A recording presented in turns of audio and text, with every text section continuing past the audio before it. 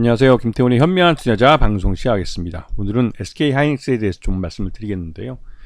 이 SK하이닉스가 올 1분기 때 어닝 서프라이즈를 공개했습니다. 그렇게 어닝 서프라이즈 공개한 이유는 다른 무엇보다도 이 SK하이닉스가 이 D램 반도체 중에서도 특히 HBM이라는 고대역폭 메모리라는 인공지능 AI 반도체 쪽에 집중을 했기 때문에 이 실적이 좋아지면서 적자에서 흑자로 돌아설 수 있었던 겁니다. 이 HBM 반도체는 인공지능 AI 데이터 센터들이 수요가 늘어나면서 여기서 그 인공지능 AI 반도체에 필요한 D램 반도체로서 이제 HBM 고대역폭 메모리 반도체라는 것이 수요가 늘어난 것이죠. 이 HBM 반도체는 2020년부터 본격적으로 양산되기 시작했습니다. 20년이 지나면서 이 인공지능 AI에 대한 수요가 늘면서 이 HBM 반도체도 수요가 늘기 시작한 것이죠. 그래서 이 SK하이닉스는 제일 먼저 개발도 했고 양산에도 성공했기 때문에 그때 당시에 인공지능 AI 데이터 센터의 인공지능 AI 반도체 시장에 1위를 하고 있는 엔비디아의 파트너사로 참여를 했고, 이 양산에 개발은 비슷한 시기에 했지만 양산에는 양산 수율을 늦게 잡은 삼성전자는 그 후발주자인 AMD와 계약을 맺고 HBM을 생산했습니다. 하지만 이 엔비디아가 인공지능 AI 반도체 시장에서 갖고 있는 이 위상이나 시장 점유율에 따라서 전체 지분의 약 한 7할 정도를 엔비디아 쪽이 가져갔고 AMD 쪽은 그저 한 3할 정도를 가져갔습니다. 그러다 보니 생산량 자체가 SK하이닉스가 HBM 반도체에서는 절대적으로 우위를 점하게 된 것이죠.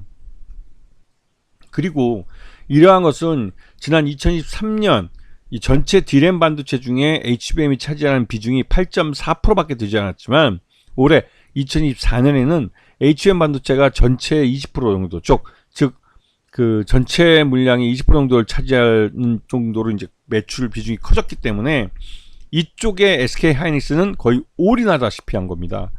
왜냐면 이 다른 D램 쪽은 워낙 가격이 낮게 형성되는 바람에 만들수록 손실이 됐기 때문에 생산량을 급감을 시켰죠. 삼성전자도 SK하이닉스도 이 D램 쪽은 생산량 자체를 굉장히 많이 줄였습니다. 그리고 이 미국 마이크론도 마찬가지였죠. 그러면서 SK하이닉스는 HBM 반도체 쪽에 집중을 했고 그 집중을 하면서 이 가격이나 수익성에서 HBM 반도체가 굉장히 높기 때문에 이것 때문에 올 1분기 실적을 흑자로 돌릴 수 있었던 겁니다. 그래서 지금 그 올해 2024년 들어와서 지금 SK하이닉스는 엔비디아에 독점적으로 그러니까 HBM3E라는 이 메모리 반도체를 그 독점적으로 납품을 하고 있는 상황이죠. 상반기까지는. 하지만 하반기 들어서는 미국 마이크론이 HBM3 그 8단짜리를 이제 양산을 이제 시작할 것으로 알려져 있어서 이 시장을 SK하이닉스와 마이크론이 양분해 갖게 될 것 같습니다. 여기다가 삼성도 HBM3 12단짜리를 이 하반기 중에 이 양산 승인을 얻고 양산을 하게 되면 이제 이 시장을 SK하이닉스가 독점으로 혼자 먹다가 이 삼성전자와 마이크론과 나눠 먹게 생긴 거죠. 특히나 삼성전자는 SK하이닉스랑 마이크론보다 한 발 더 우월한, 그러니까 한 발 더 나간 12단짜리를 양산을 할 예정이기 때문에 그렇게 되면 엔비디아 입장에서는 삼성전자의 물량을 더 몰아줄 수밖에 없는 그런 상황이 돼버리죠. 이 말뜻은 SK하이닉스가 엔비디아에 있어서 HBM3 독점 납품하던 시장 분위기가 이제 이 시장 여건이 완전히 바뀐다는 뜻입니다. 경쟁 체제로 도입하는 거죠. 이거는 이 HBM3 12단짜리에 대한 젠슨 황의 이 승인, 어프로벌, 이 사인이 난 이 보고 이 종이가 사진이 공개되면서 더더욱 이제 열을 올리겠죠. 즉 삼성전자가 이 엔비디아에 대해서 이 12단짜리 HBM3를 양산해서 공급하게 될 것이다라는 게 이제 시장에 알려지기 시작한 겁니다. 이렇게 되면 확실하게 SK하이닉스의 독점 체제가 붕괴되는 것이죠. 여기다가 이 미국 정부가 여전히 이 반도체 업체들이 중국 공장을 정상적으로 가동하지 못하게 여러 가지 규제를 하고 있습니다. 미국의 반도체 장비를 중국으로, 그러니까 최첨단 반도체 장비죠. 중국으로 갖고 들어가지 못하게 규제를 하고 있고 엄격하게 견제를 하고 있는데, 이것 때문에 그 지난 2년 동안 삼성전자나 SK하이닉스는 중국 내 공장에서 그래도 비교적 첨단 반도체를 생산하지 못하고 범용 반도체만 생산하는 양상이 됐죠. 그런데 그런 범용 반도체들 같은 경우는 중국의 반도체 제조회사들도 이미 만들기 시작했습니다. 이 말뜻은 중국이 더 이상 삼성전자나 SK하이닉스를 첨단 반도체를 얻을 수 있는 통로로 생각하지 않게 되었다는 것이죠. 이 점 때문에 작년에 삼성전자와 SK하이닉스가 굉장히 크게 고전을 했습니다. 왜냐하면 이 중국 시장 자체가 이 삼성전자와 SK하이닉스의 주요 공장이 되면서 또 한편으로 그 공장에서 생산한 반도체 칩을 소비하는 시장이 되었는데, 그 생산하는 그 반도체 자체가 미국의 규제를 받으면서 비교적 첨단, 즉 이렇게 비교적 첨단이라는 건 진짜 첨단이라고 불리는 반도체들은 국내나 미국 같은 시장에서 만들어지고 있고, 중국에서는 비교적 범용 부품으로서, 그러면 범용 부품 중에 좀 첨단에 속할 수 있는 그런 반도체들을 중국 공장에서 생산해 왔던 겁니다. 그런데 이에 대해서 지금 그 중국 정부와 미국의 그 이 반도체 패권 전쟁으로 이게 이제 좀 우리 한국 기업 중간에 껴서 SK하이닉스나 삼성전자가 중국 공장을 제대로 가동을 못 시키고 있었던 것이죠. 여기다가 이 낸드 시장에서 미국과 일본의 웨스턴 디지털과 키옥시아가 합병을 준비하고 있는데, 이 키옥시아의 주요 주주인 SK하이닉스가 여기에 반대를 하고 있습니다. 그 반대하는 이유는 여기 표를 보시면 아시겠지만, 키옥시아와 일본 반도체 회사입니다. 그 다음에 미국의 웨스턴 반도체가 둘이서 합병을 하게 될 경우에는 단번에 삼성전자를 뛰어넘는 낸드 회사가 만들어지는 것이죠. 그렇게 되면 이 합병 회사가 1위로 올라서고 삼성전자가 2위, SK하이닉스는 3등으로 내려앉게 됩니다. 그렇기 때문에 SK하이닉스는 이러한 그 반도체 시장 내 판도가 바뀔 수 있기 때문에 이러한 합병을 반대하는 것이죠. 이거는 SK하이닉스가 키옥시아의 주요 주주이기 때문에 할 수 있는 겁니다. 근데 여기에 대해서 지금 미일 정부가 우리나라 그 윤석열 정부에 대해서 이 웨스턴 디지털과 키옥시아의 합병에 SK하이닉스가 그 찬성을 하도록 압력을 넣고 있다고 일본 아사히 신문이 보도를 했죠. 여기에 대해서 이 윤석열 정부는 그 가타부타 제대로 답변을 못하고 있는 실정입니다. 그리고 이 가장 중요한 건 SK하이닉스에 영향을 미칠 수 있는 그런 상황이라는 것 때문에 SK하이닉스가 바보짓을 할 수 있다는 거죠. 왜? 얼마 전에 그 SK그룹의 최태원 회장이 한국산업은행 그 회장을 만나서 자금 지원을 요청한다는 뉴스를 들으셨을 겁니다.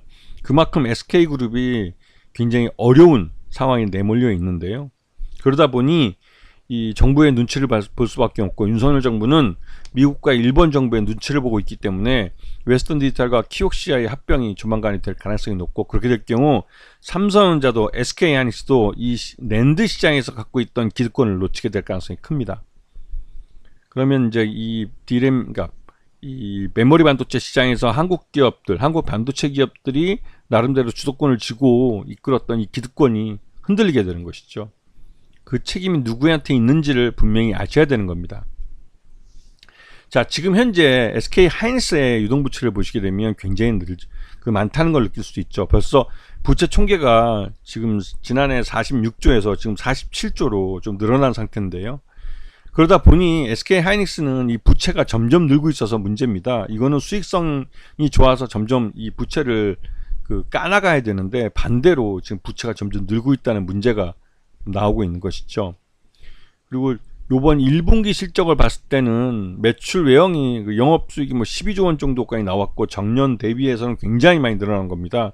전년에서는 그 D램 반도체나 낸드 반도체에 대한 생산량 자체를 절제로 줄이면서, 즉 반도체 시장의 이 불황을 대비한답시고 이 매출 자체를 줄이면서 이 5조 원대까지 매출이 줄어들었지만, 올해 1분기에서는 12조 원까지 이제 이 매출이 늘게 됐죠. 여기다가 영업이익은 2조 8천억이 발생했습니다. 작년에 3조 4천억 원대 적자가 난 거에 비해서는 확실하게 이 규모의 그 경제를 확실히 달성하고 있는 걸 알 수가 있는 것이죠. 그래서 분기 이익도 이 1조 9천억 정도 발생했고 작년 동기에는 2조 5천억 손실이 발생한 것에 비해서는 확실하게 개선된 모습을 보여주고 있어서 그 SK 하이닉스는 1분기 실적 기준으로 어닝 서프라이즈라고 할 만합니다. 그리고 문제는 이 SK그룹이 전체적으로 어렵기 때문에 지금 이 그러니까 SK 하이닉스의 모회사인 SK 스퀘어의 이 수장이 CEO가 이번에 해고당했습니다. 해고당하고 이 구조조정을 펼치겠다는데 이 사업 구조조정이 어떻게 펼쳐질지 아직까지는 불확실성이 큰 상황이죠. SK 스퀘어랑 SK 그 지주회사죠. SK랑 합병을 시킨다 뭐 이런 말도 나오긴 하는데요. 그래서 어떤 식으로 될지 아직까지는 불확실성이 크기 때문에 좀 불안한 측면이 있는 상황입니다. 그리고 최근 들어서 SK 하이닉스에 대해서 외국인 투자가들이 이제 차익 실현 매물을 내놓기 시작했습니다. 56.41%까지 늘어났던 외국인 지분이 이제 56.17%로 해서 조만간 56%가 무너질 가능성이 커 보이는데요. 그만큼 외국인 투자가들이 이제 SK 하이닉스에 대해서 차익 실현할 때가 됐다라고 생각하는 것으로 보입니다. 이거는 이 SK 하이닉스가 적자였던 2023년 내내 주가가 올랐다는 측면에서, 그리고 최근 들어서 엔비디아에 대한 HBM 납품이 그 독점적으로 이루어진다는 측면에서 올해 상반기 내내 주가가 많이 올랐습니다. 그래서 지난 6월 19일 날 24만 3천 원 정도를 찍으면서 25만 원을 바로 넘보는 그런 위치까지 올라갔었는데요. 그 이후로는 외국인 투자들도 이제 차익 실현 매물을 내놓으면서 이제 점점 꺾이고 있는 모습이고, 하반기 때 미국 마이크론이 그 HBM 시장에 출사표를 던질 것으로 알려져 있기 때문에 이 엔비디아에 대해서 SK 하이닉스가 독과점적 지위를 누리던 시대는 이제 거의 끝나간다고 볼 수가 있는 거죠. 여기다가 이 삼성전자마저도 12단짜리 HBM3를 양산할 경우에는 SK 하이닉스의 실적이 크게 둔화될 가능성이 높습니다. 그리고 아직까지는 이제 그 공매도에 대한 부분이 여전히 이제 연기되고 있는데, 공매도가 제기되었을 때 가장 먼저 공격받을 게 SK 하이닉스가 될 가능성이 높기 때문에 이 SK 하이닉스에 대해서는 좀 추격 매수를 주의할 필요가 있습니다. 조심할 필요가 있고, 이제는 내 앞에 언제든지 나보다 먼저 차익 실현할 투자자들이 줄 서 있다는 것을 인지하시고 SK 하이닉스를 보셔야 하는 것이죠. SK 하이닉스의 실적 개선이 계속 지금처럼 이어지기에는 이제 한계가 있어 보이는 모습입니다. 아시겠죠? 자, 오늘 방송 여기서 마치겠습니다. 감사합니다.